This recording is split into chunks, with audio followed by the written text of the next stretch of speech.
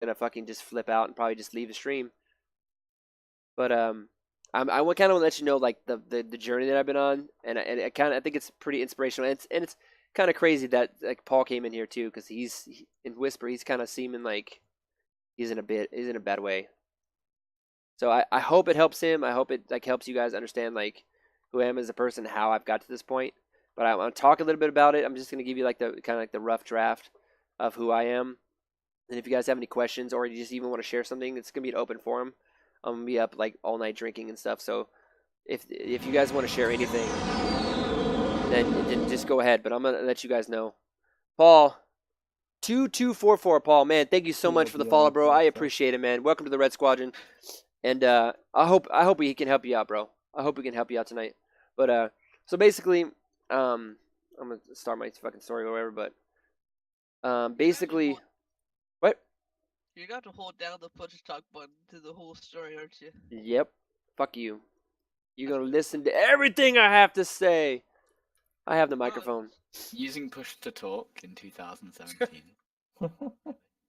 Learning What? how to do a proper noise gate is out of the question for a lot of people. I have a proper noise gate.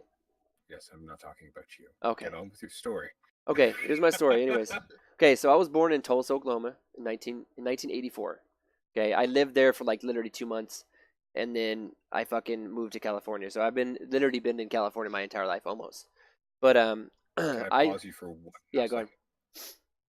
Because I just want to do it. Do it. It began in 1984. Anyway, go ahead. I should get one of those like cue ups and have like sad pianos playing in the background because you guys are gonna fucking cry. Oh But God, the fucking Hulk piano. Do exactly. Hold on, let me find it. I'm gonna actually I have a better song. Fucking age again. I have a better song than the Hulk piano. Something that's sadder. Oh, Alex left. Otherwise, he would not get this. No, he would not. He'd be like, "What are you guys doing?" Not at all. Just Yeah, the walking back while he's like putting his thumb out trying to hitchhike at the end of the. Yeah. I'm gonna play sad piano. I will give my life story when you're done. Okay. So other people can have another perspective. Okay, here's 5 minutes of the saddest fucking piano ever. Okay, you ready? I'll play it in the background so you guys can understand. It's gonna be fucking. You guys are gonna. You get your tissues. Paul, yeah, I'm married, Paul. I'm married with 2 kids. I got tissues. It's not playing. I don't know why it's not fucking playing. Come on, piano. I'll start it when the piano starts. You just won't get it until the stream actually starts, but.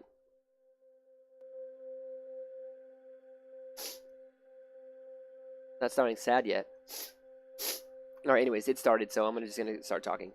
So I was born in Tulsa, Oklahoma in 1984, February 6th, actually. That's my birthday. Same birthday as Babe Ruth. But this piano's so fucking funny. I don't know if I can be serious with this piano in the background. Hold on. Okay. So I lived in there for like literally 2 months of my life, and I moved to California, and we lived there. I've lived here for almost most of my life, but we lived in a place called Rolling Heights, which is in Southern California, kind of near Los Angeles. But all the shit started when I was 12.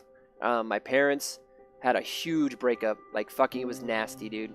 And once I hit 13, it just wrecked my entire life. I started smoking cigarettes, started smoking pot, 13 years old, and just, I hated life. My mom and my dad were basically like, you need to choose who you're going with.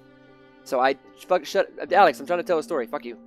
So my mom and my dad were like, they're basically playing tug of war with me, and I have 7 fucking brothers and sisters. So they're all playing tug of war. Man, I gotta turn this fucking piano down. They're all playing... Fuck off. They're all playing tug of war, basically, with our brothers and sisters. Most of them go with my mom, but my sister and I, my youngest sister and I, decided to go with my dad. And, so we think it's cool and all, whatever. And then my dad... fucking arc, man. My dad, he comes home from Canada, because he worked for Epson. He worked for the printer company. And he comes home from Canada, from Toronto, and he says, I met somebody... I'm moving to Canada, who's coming with me? And I was like, okay, I'm gonna go, fuck it, whatever. I needed like a change or something, I don't know. My life was just fucking like down the dumps. And so I was like, I'm gonna go, but my little sister was like, no, I'm not going, I'm gonna go with mom. So all 7 of my brothers and sisters with my mom, and I went with my dad to Toronto. My dad was like, he was like kind of cool at the time. He was just like, all right, you can come with me, you can smoke, I know you smoke cigarettes. At this time, I was 17 years old. I was 17 years old at this time, and he's like, "I know you smoke cigarettes. I know you do drugs, but we need to get rid of all of that. No more pot, no more cigarettes. I'll let you smoke cigarettes for the first 2 days of the trip, and the third day, because we're going from California to Toronto, the third day, you have to quit. I need to quit too because we were both smoking." So I said, "Okay, fine." So when we get to Toronto, everything's fine for a little bit, but then I start getting depressed again, and I start, not really adjusting to the lifestyle that I was in, and like the whole new family that I had been brought into, whatever. So I got back into drugs, but it was worse. Like I started doing fucking cocaine and crack and fucking speed and ecstasy and shrooms. And, like 17 years old, my fucking life was just like one big like endless drug fest. So eventually, I mean, I was dating this girl. Her name was Sarah. She was this little Italian girl. She was 14 years old actually, and she was in high school. I was going to a school in Toronto called Scarlet Heights Entrepreneurial Academy, and I met her there, and we just messed around or whatever. It's kind of like puppy love or whatever. So we had tons of fucking sex or whatever, but I just use that as context because what I'm trying to get to is the fact that she ended up getting pregnant. 14 years old, I'm 17. Nobody's ready to have a kid. Her parents were very Italian. I'm telling you, like I literally thought her dad was fucking part of the mafia. So, her parents made her get an abortion, and it was a morning. It was like I think it was like a Thursday morning. I can't remember now, but I was going to school. And I ended up going the back way instead of going the front way like I always do. I went going the back way, and the way our apartments were is like I went down the elevator, I went out the back door, and I went through the forest. There was like a forest in between the school and my apartments.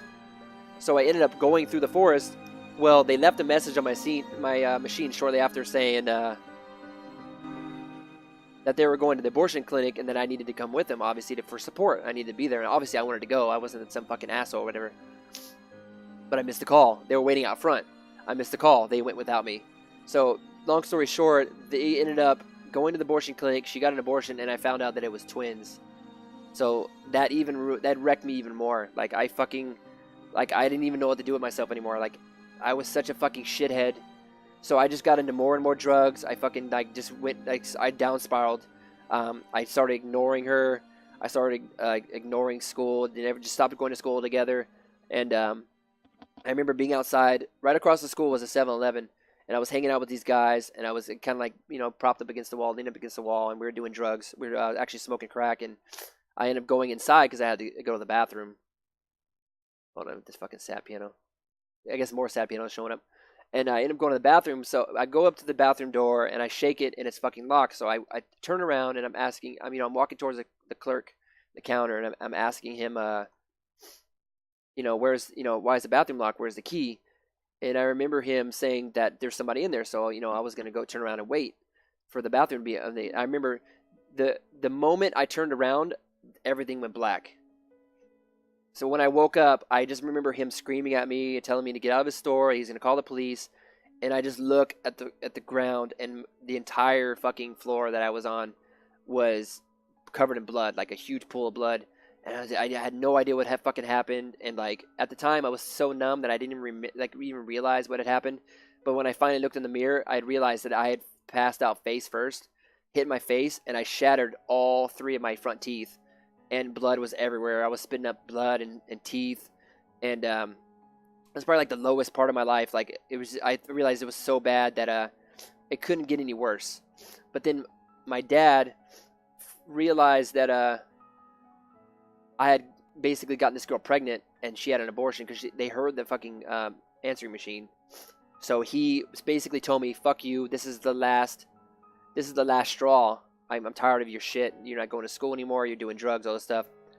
So he sent me back to the States. He gave me a one-way ticket to Hollywood, and he said, "Your mother is somewhere in California. Go find her."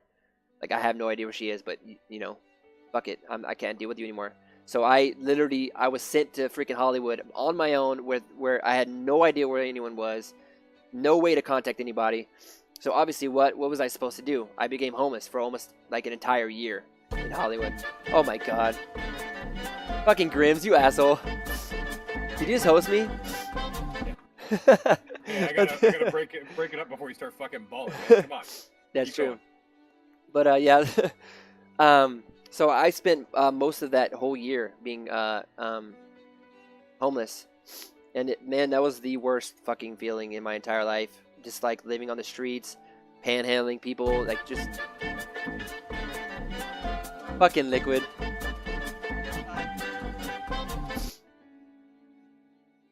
You fucking asshole. So I just basically just panhandling, trying to get money, and that's the funny thing is that to this day I still don't give money to homeless people because I know exactly where they spend it. Because my whole freaking like, what do they call it? My priorities was drugs, smokes, and then food, which is the sad part. Which is why you should probably never give money to homeless people. You should always just give them food, because they were just gonna spend it on booze or drugs.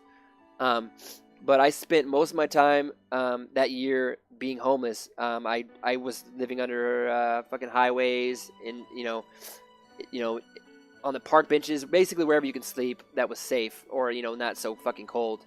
I spent some time in a homeless shelter, but I was only there for 2 months because they kicked me out because I was on drugs. Remember when we talked about yesterday? I was up for 3 days. The homeless shelter, I was on speed. They realized that I was drawing for literally 3 days straight, and then they kicked me out because I guess they had a no drug use policy. So I was alone again. But luckily, the girl that I had gotten pregnant, my old girlfriend, we still talked. We still felt like we were in love with each other. So her and a bunch of my other friends from school all pitched in and sent me money, like from Western Union, to give me a bus ticket to go back to Toronto. So I ended up getting the ticket. I took like a 3.5 day bus ride all the way back to Toronto, reunited with my old girlfriend, reunited with my friends, and everything seemed cool. But then I was like, basically, I still had nowhere else to stay. Like, my dad wouldn't take me in. My friends all, they let me stay there, like, a couple days here, a couple days there, whatever. But for the most part, nobody wanted like a homeless friend to be like hanging around their house for like long periods of time. So eventually, one of my friends, he was religious, and this is where religion comes in. Sorry guys, but I really hate religion, and you're about to find out why. My old friend, he's very religious. His family they're actually Swedish. That's how they taught me some of the Swedish words or whatever. But they brought me in, and they basically said, we'll let you stay here until you get into this place. This place was basically like a home for troubled teenagers, basically a home for troubled youth. And they said it's a Christian home for troubled youth. It'll get you off your feet. It'll give you a place to stay. Give you 3 square meals a day, all this other stuff. You need somewhere to go. You need help. So I finally said, I'm at the end of my rope. I really have nowhere else to go. I'm not going to sit here and just spend all my life going from place to place, or living like under freeways or highways, all this other stuff. So I was like, you know what, fuck it, I'll take it. So I spent probably about a month at their house before I finally got accepted into that school.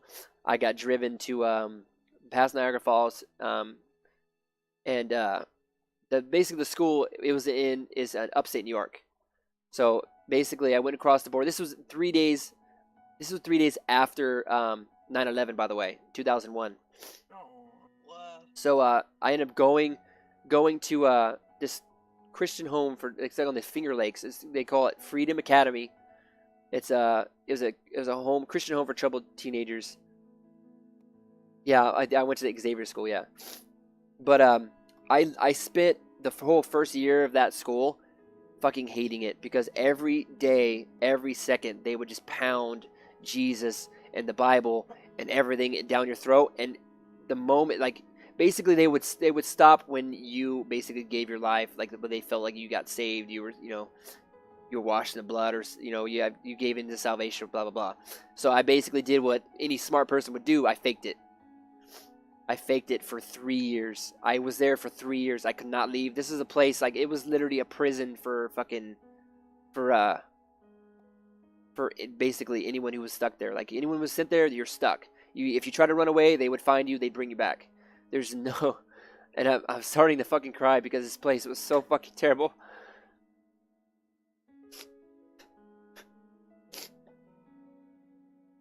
But I spent 3 years here, faking it the whole time. And I fucking hate religion because of it, because I had such a fucking bad experience there.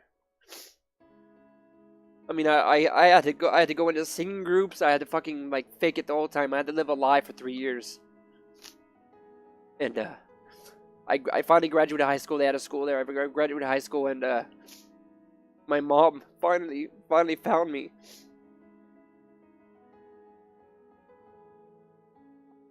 After all those years of trying to find her.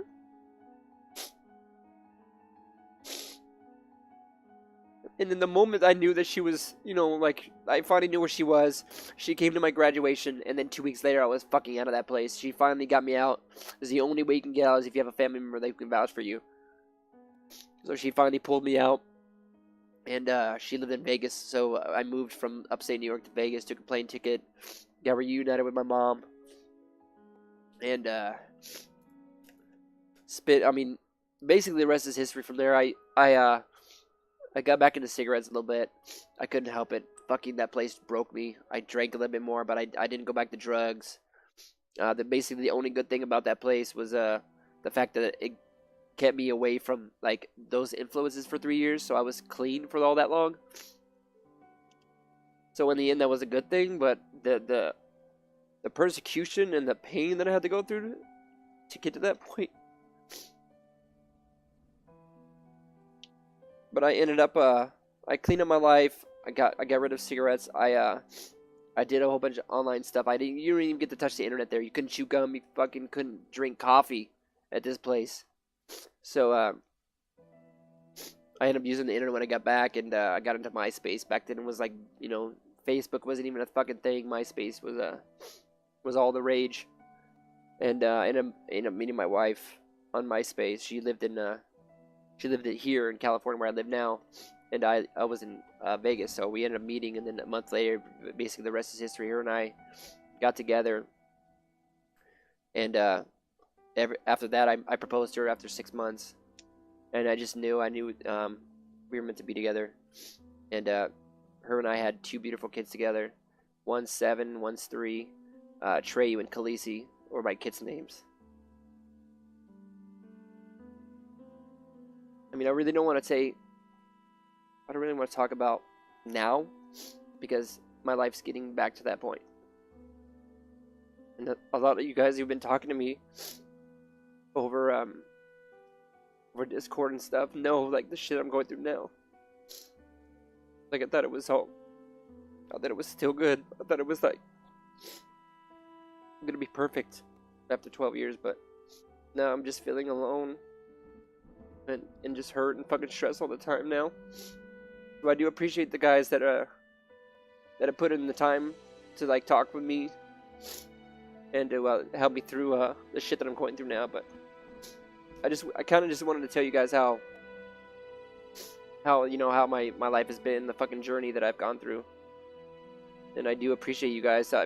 This is what I live for. I live to stream. I fucking love to stream. It's like the one thing that makes me happy. So I do appreciate you guys, and I'm just gonna end the fucking story there. I don't want to cry anymore. Damn, Red. If you ever need to talk, dude, me and Yuki are here. Yeah, I know Yuki's one of the ones that actually stays up and talks with me. I'll always be here to make you laugh. I know. Well, good for you, man, for getting through all that shit. Got me in the feels. All right, let's get rid of a moment here and let him breathe.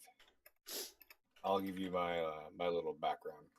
I'm a few years older than Red.